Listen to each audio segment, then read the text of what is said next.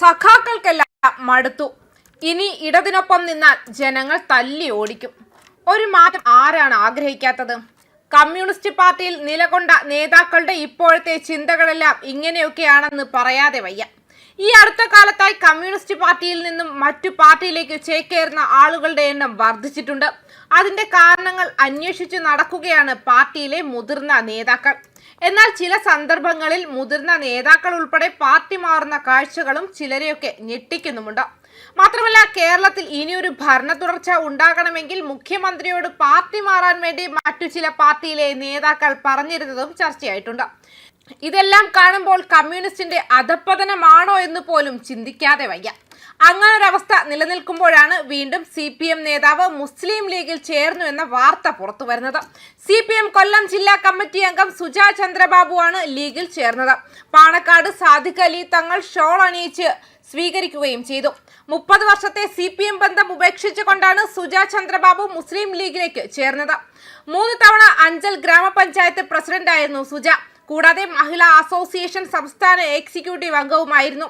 അതേസമയം ഒരു വാഗ്ദാനവും ഇല്ലാതെയാണ് ലീഗിലേക്ക് വന്നതെന്ന് സുജാ ചന്ദ്രബാബു പ്രതികരിക്കുകയും ചെയ്തിട്ടുണ്ട്. ലീഗ് എല്ലാവരെയും ഒരുപോലെ കൊണ്ടുപോകുന്ന പ്രസ്ഥാനമാണെന്നും ഐഷ പോറ്റി പറഞ്ഞ കാര്യങ്ങളിൽ അതേ നിലപാടാണുള്ളതെന്നും അവർ വ്യക്തമാക്കി. ഐഷ പോറ്റി കോൺഗ്രസിൽ ചേർന്ന് ദിവസങ്ങൾ മാത്രം ശേഷിക്കെയാണ് മറ്റൊരു CPM മുതിർന്ന വനിതാ നേതാവ് കൂടി പാർട്ടി വിടുന്നത്. മുസ്ലിം ലീഗിന്റെ ജില്ലാ കമ്മിറ്റി ഓഫീസിൽ വെച്ചാണ് പാണക്കാട് സാദിഖ് അലി തങ്ങൾ ഷോൾ അണിയിച്ച് സുജാ ചന്ദ്രബാബുവിന് പാർട്ടി അംഗത്വം നൽകിയത്.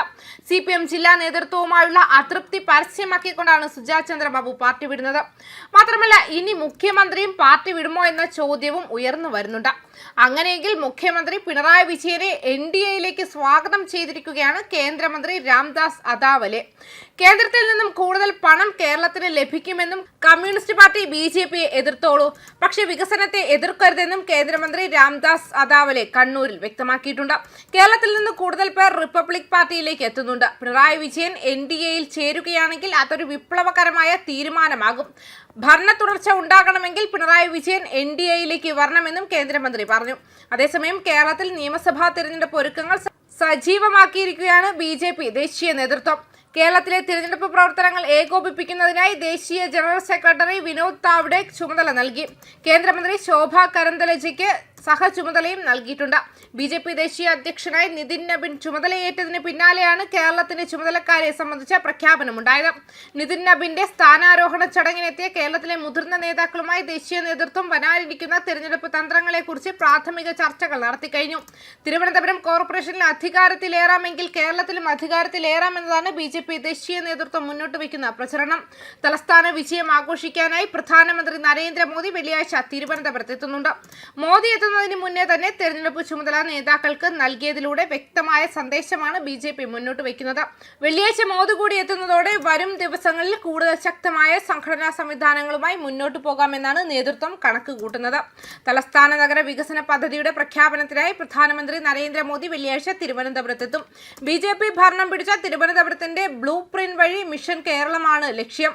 തിരുവനന്തപുരം കോർപ്പറേഷൻ ഭരണം നേടിയാൽ 45 ദിവസത്തിനകം പ്രധാനമന്ത്രി തലസ്ഥാനത്തെത്തുമെന്നായിരുന്നു BJPയുടെ തെരഞ്ഞെടുപ്പ് വാഗ്ദാനം. ഭരണം പിടിച്ചതിന് പിന്നാലെ വാക്പാലിച്ച് എത്തുന്ന മോദിയുടെ വമ്പൻ പ്രഖ്യാപനങ്ങൾ തലസ്ഥാനത്തുണ്ടായേക്കാമെന്നാണ് പ്രതീക്ഷ. വികസിത തിരുവനന്തപുരത്തിന്റെ ബ്ലൂ പ്രിന്റ് പ്രധാനമന്ത്രി പുറത്തിറക്കുന്നതാകും ഏറ്റവും ശ്രദ്ധേയം. കേരളത്തിൽ നിന്നുള്ള അമൃത് ഭാരത് റെയിൽ സർവീസ് അന്നേ ദിവസം പ്രധാനമന്ത്രി ഫ്ളാഗ് ഓഫ് ചെയ്യും. തലസ്ഥാനത്ത് പുതിയ കേന്ദ്ര പദ്ധതികൾ, സ്മാർട്ട് സിറ്റിയുടെ അടുത്ത ഘട്ടം, മാലിന്യ സംസ്കരണത്തിനുള്ള ബൃഹത് സംരംഭം, വിഴിഞ്ഞം തുറമുഖം കണക്ട് ചെയ്യുന്നുള്ള വികസന കോറിഡോർ അടക്കം പ്ലാനിൽ ഉണ്ടെന്നാണ് സൂചന. വെള്ളിയാഴ്ച പുത്തരിക്കണ്ടം മൈതാനത്താണ് പരിപാടികൾ. ആദ്യം അമൃത് ഭാരത് സർവീസ് ഉൾപ്പെടെ 4 പുതിയ ട്രെയിനുകളുടെ ഫ്ളാഗ് ഓഫ്. പിന്നാലെയാണ് BJPയുടെ പൊതുസമ്മേളനമെന്നും അറിയിച്ചിട്ടുണ്ട്. ന്യൂസ് ഡെസ്ക് കർമ്മ ന്യൂസ്.